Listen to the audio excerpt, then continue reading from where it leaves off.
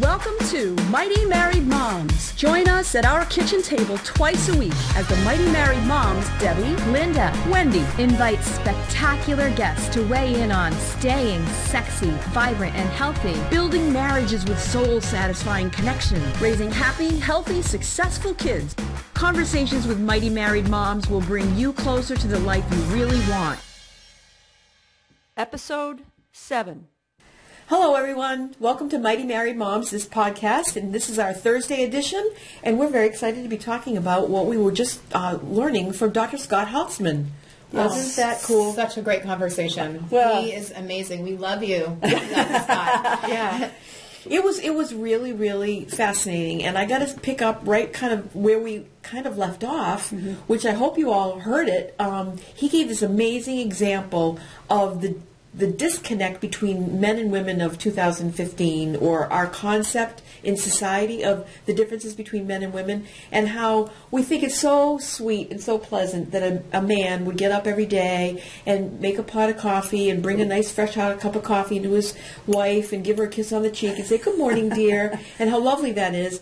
But if we were to reverse that, I saw that coming. Women, yeah, you did, and have women come in with a cup of coffee and say, "Good morning, dear," and give it to them, how our collective stomachs kind of turn a little bit, and we get a little bit weirded out, like, what kind of a dynamic is in that household? But when a man does it for a woman, it's sweet. Like, where did that? That's crazy, and that's the kind of thing that my mother-in-law does for my father-in-law all the time. She just... she does it for everybody, I'll be perfectly honest. And Mom, if you're listening to this, you go, because you just give and give and give. And I think that's really where it comes from, is whether it's a man or a woman who's doing it, it's from somebody who wants to just show and demonstrate how much they love them. Yeah. And, this goes into the 5 love languages, which we can talk about at some point. Yeah.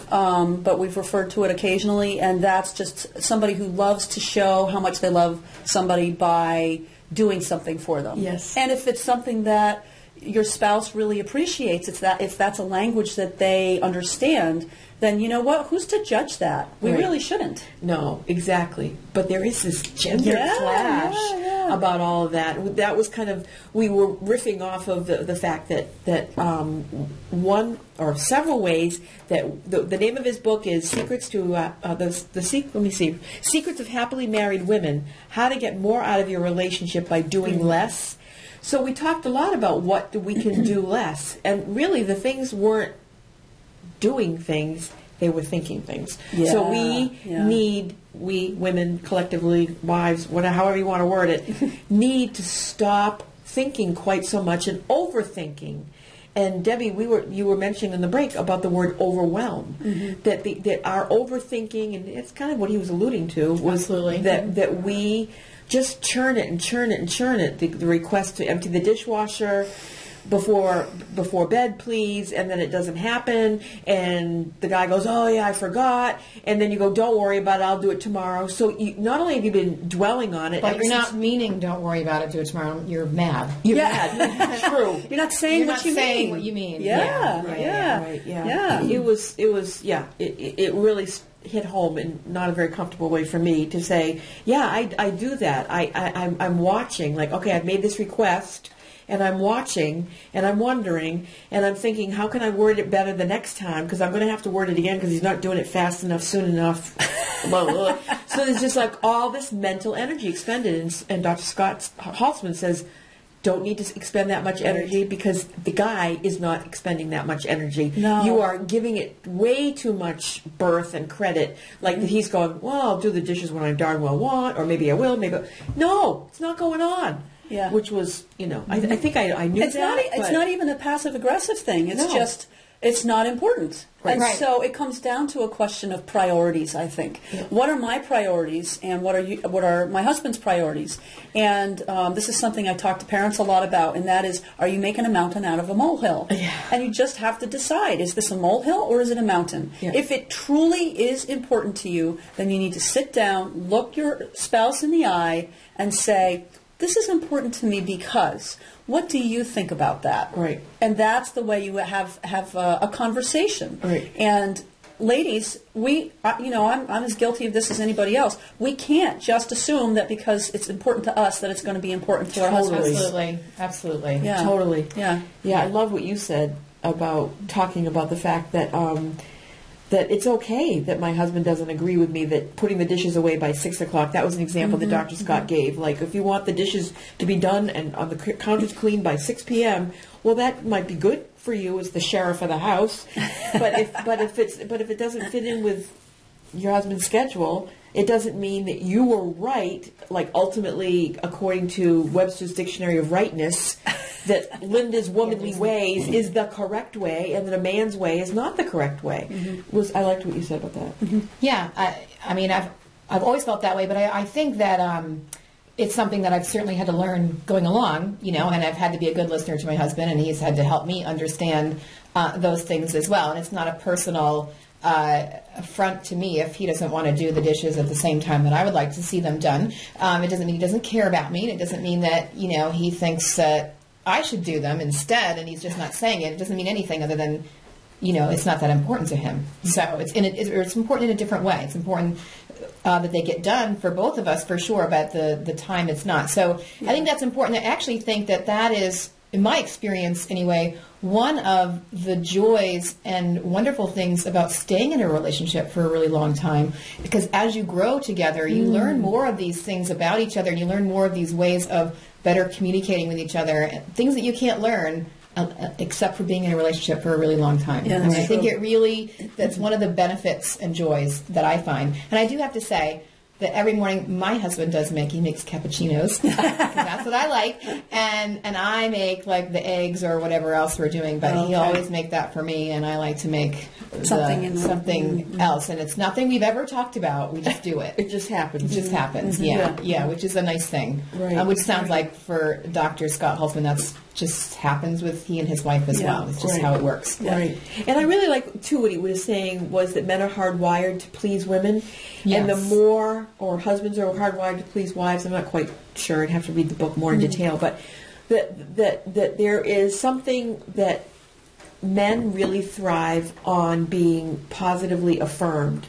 And that you're not doing your relationship any good. It's not a motivator to be like, I told you, or whatever. It's not a motivator, and it's working against ourselves and our relationships, and feeling like that quenched thirst that we all have for being connected and being on the same team and having a home life that's really thriving.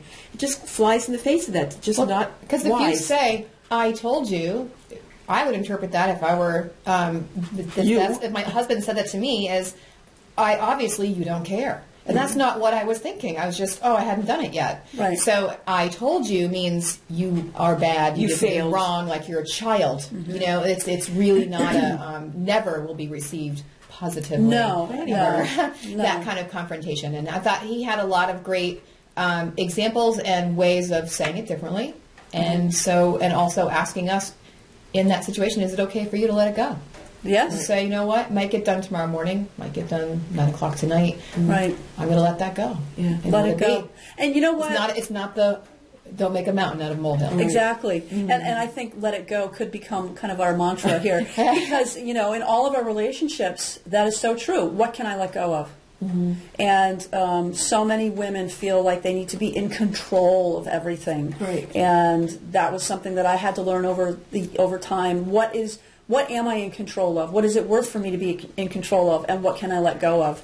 And there were a lot of things that I just decided I'm going to let go of this. Right. Whether it was my kids climbing a tree. I know there are a lot of parents who freak out about their kids climbing trees. Honestly, I liked climbing trees when I was a kid. So I was like, yeah, sure, go for it.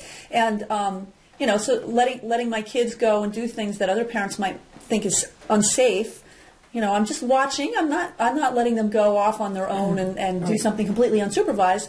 But I think it's more important for kids to be able to explore, and so I kind of let go a little bit as they were growing up. And it's the same thing in relationships with other adults, whether you're talking about your coworker or you're talking about your spouse. What can I let go of so that I don't feel like I'm a control freak? I've worked for control freaks. They're not. That's no fun. No, it is No, it's not. It's really not. You know what else I thought was really interesting was his statistic that if you survey women and ask how often do you think you give in, right? So you give up what you want for what they want, right? And it was 50% of the time. But men asked the same question, said that they gave up what they want 85% of the time. Yeah. So that was really... There's a disconnect there somehow. Really so interesting. 35% of the time we're either fooling ourselves or, well, I don't know. I think we're probably fooling ourselves. Yeah. That's what it comes down to. Yeah, because when he said 50%, I said, oh, no. I make sure that,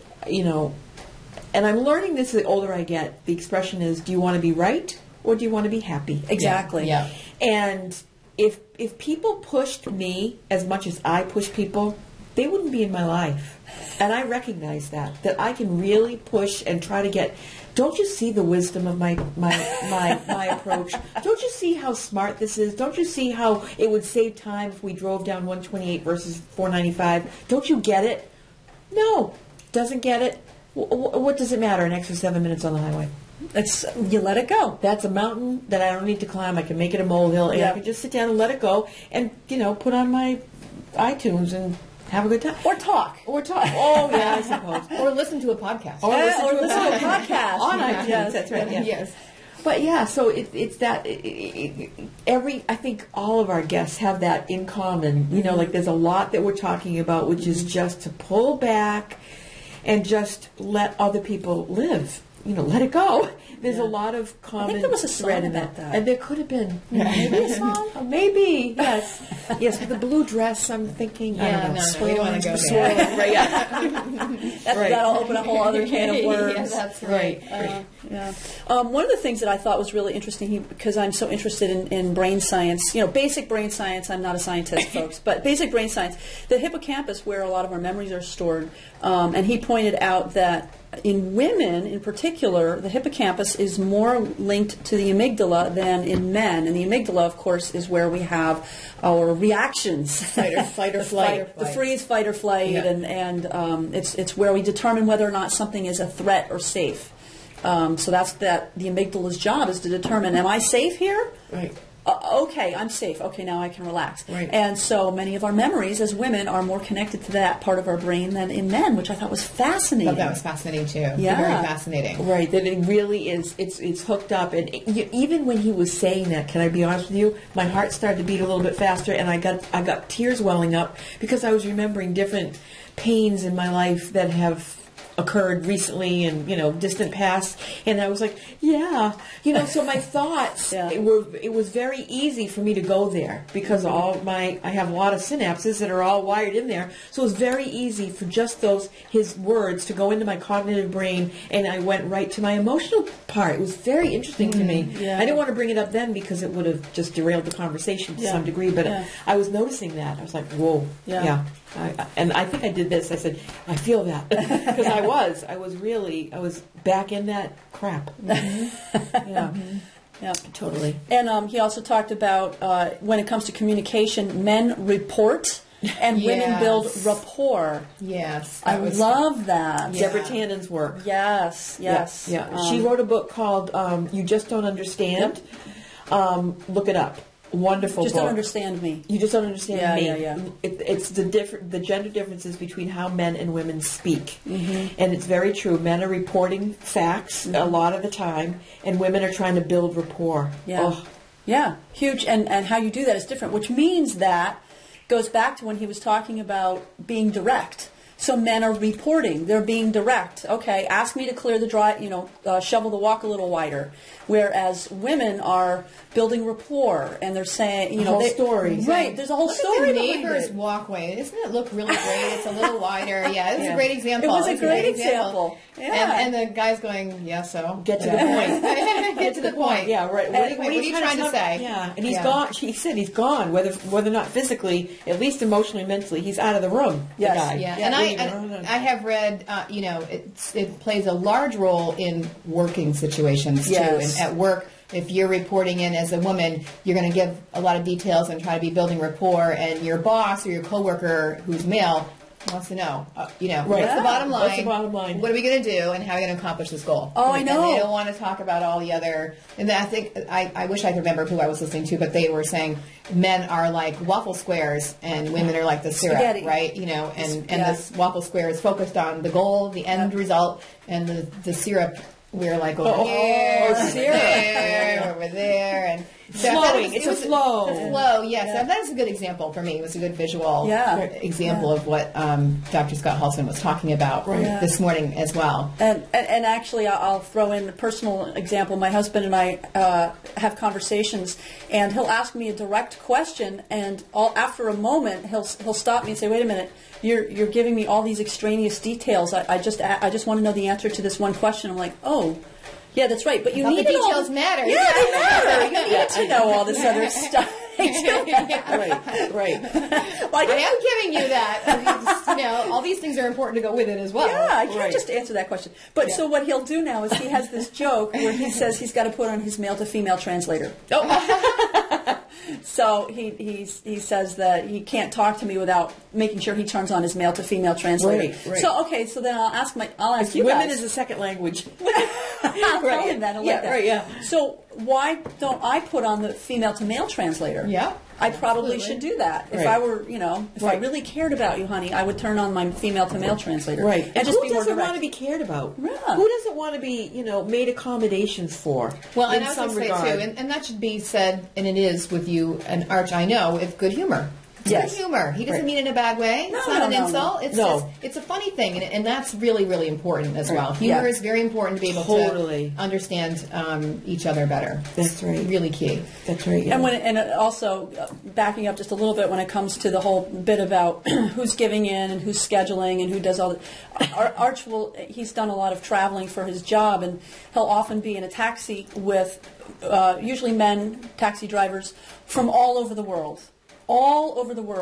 And he has this little thing. I've heard it a million times, so it's getting old now. But he loves to tell new people. He would tell you, listener and viewer, that men all over the world, whenever you talk to them about their boss, they always mean their wives. They always mean their wives. And so a taxi driver will get a phone call while he's driving Arch somewhere, and he'll hang up and he'll say, "Sorry, I had to talk to my boss." And Arch will say, "That was your wife, right?" He'll say, "Yeah." And there was one country, I can't remember now which one it was, he has found where that's not the case. But otherwise, men from all over the world, they all know that their wives are in charge. So what does that evolutionarily mean? What is that from? Right. And I talked about it, the fact that we're mammals and we need to be in community with each other. And if you go way back, the women were the ones who were there taking care of the household, raising the children, and being in community with the other women, and the men were just out there hunting, right? And they needed to be direct in order to accomplish the task of getting meat for the next day. So I don't know. I'm sure there's some evolutionary thing that's tied to it, as well, because it's a very interesting thing to me. I've always thought that in raising children. I have 2 boys, but I've always noticed all the. And you probably can talk about this too because you have both boys and a daughter. But growing up when they're little, girls are totally in control. They are in charge. If there are boys and girls playing together, the girls are absolutely in charge. Yeah. And I've always said it's so interesting to me. It seems like men refer to their wives as the boss, but yet men still rule the world as far as high-powered positions. And go figure. They're the presidents and they're the I got to tell you, one of the people that Arch used to do some work with was a guy who was. I can't even remember what his position in Brazil was. It probably still is. I can't remember what it is. Some high mucky muck. And he was telling Arch that he can decide where Brazil is going to go to war, but he can't decide where he and his wife are going to go out for dinner. Yeah. You're right. So they're in charge of the governments for the most part. Right. But they're not in charge of their homes? Right, yeah. What's going on with this? Yeah. I don't know. Readers, listeners, viewers, if you have some comments on this, please add them to our show at mightymarriedmoms.com because I'm curious to know what you think about this. Yeah. We definitely want to know what you think about it too. Yeah. And I just have to say, because I'm sure if you're listening right now, you're hearing the drops behind us. And unfortunately, you know, as we're all experiencing here in New England, because we are in New England, and this is the winter of 2015, we've had an unbelievable excess of snow that's causing ceilings to, you know, roofs to leak into ceilings, and so many people are experiencing it. So since we're listening to it in the background, might as well acknowledge it and celebrate the winter of 2015. Right, yes. We're going to get through it as soon as we're done with as soon as we're done with our podcast, I will go empty those buckets. But yeah, it's kind of exciting. So anyway, I just figured everyone's listening and wondering what it is, so I might as well acknowledge it. It just started. The sun is shining on the roof and everything's melting. It's just lovely. Just lovely. Yes. But anyway. We're hardy New Englanders, and we're women, and we know how to deal with these problems at home. Yeah, but I'm sorry, I'm not climbing up there to shovel the roof. No, all right. We won't make you do that. No. We won't make you do that. We'll ask your husband to do it when he gets home. We will. And he'll be out there anyway. He takes a big excitement about climbing on the roof and shoveling. But and the other thing that I wrote down from my notes when we were talking with Dr. Haltzman was help your husband succeed. Help him feel good about himself, as opposed to that. I guess we touched on it. You know, do you have to be insulting in order to motivate him? Help him succeed. And when did that become out of favor? How did we get here? How did we get to the place where that just seems like, oh my gosh, he's got enough ego strokes? I've also heard it said women good, men bad. Yeah. They think a certain way, and we just assume it's not good. It's not the way I think, so therefore it's not the right way. It's not the right way, like there is a right way. Yeah. Yeah. And I'm going to add to that a little bit, too. There are really basically two emotions. There's fear and there's love. And anything that doesn't look like, sound like, or feel like love means that it's based in fear. It's threatening. It's threatening. Mm-hmm. And so if Scott talked about it perfectly, the way that you ask somebody to do something will either you'll either mirror love to them, or you will mirror some element of fear, or frustration, anger, depression. They all stem from fear. Right. Fear is at the core. Yep. And anger shows up, and if you peel it back, it's fear. Right. Peel back sadness. And I thought the other example that he gave too with the doing the dishwasher example, asking, could you please do the dishwasher? Sure. Forgets about it. Then you ask again lovingly, I know I asked you once already, but I just wanted to give you a reminder in a nice way, give him a kiss and whatever. And then he says, I know, I haven't forgotten about it, and comes back with defensive, which is that place of fear. Yep. So if you just come back and go, yeah, you're right, I shouldn't have asked again. I'm sorry, I've been thinking about it too much. And that's the end diffuses, of it. Right? Right. That's the end come of it. Back with, well, I asked you to do it, and you still haven't done it. You know what I mean? Then you have the conflict, and there doesn't need to be that conflict. And there's two benefits to that. Mm-hmm. The first benefit is the guy goes, thank you very much for acknowledging that you are being a bit too intrusive and trying to run my life. Mm-hmm. And the other piece is you say to yourself, you're right, I don't need to be bugging you about it, and you can turn it off. And pay attention to your knitting, or pay attention to raising your children, or pay attention to nothing, or taking a bath, or whatever. You know what I mean? So how great is that? Mm-hmm. So it's a twofer. Yes. It is a twofer. by not going there. Yes. Totally. So he had some really practical tips. Yeah, definitely. Yeah. So, but I think we're getting close to the end of our time here. Yeah. But we could talk on forever, and we could have talked to him a long time. He'll come back. He'll come back. Wonderful. Yeah. I definitely recommend, if you haven't read his books, you should definitely go on and check him out at drscott.com. Yep. DRSCOTT.com. Yep. Mm-hmm. Yep. And you'll find all the links to Facebook, to everything you want to know. And he's just really a genuine, wonderful person. Yeah. You can just tell his information is going to be very beneficial. Yeah, exactly. Wendy's known him for a while, and Linda and I just met him, but when we weren't recording, we had a great conversation. So. Yeah, definitely reach out to him for sure. Right. And check us out on mightymarriedmoms.com, and there'll be links there to each of our own endeavors. Mm-hmm. Debbie has, over here. Yep. Debbie has, go ahead. YouCanRaiseGreatKids.com. Yep. And mine is connectagain.org. allwellbreaksloose.com. Yes, because she's a health coach. I'm a marriage educator, and Debbie is a parenting coach. Right. And we're here as the three of us as Mighty Married Moms, and we love it. And we enjoy being with you twice a week. And so join us again on Monday. Take care. Bye. Thank you. Thank you for joining us for this episode of Mighty Married Moms. Tune in twice a week on Mondays and Thursdays to meet fascinating and inspiring guests who will help you create the life you've always wanted. You can find these episodes and special gifts just for you at mightymarriedmoms.com, as well as a link to our Facebook community, where we continue the conversation around the kitchen table. Please also help share the love by leaving a review on iTunes. We'll see you next time.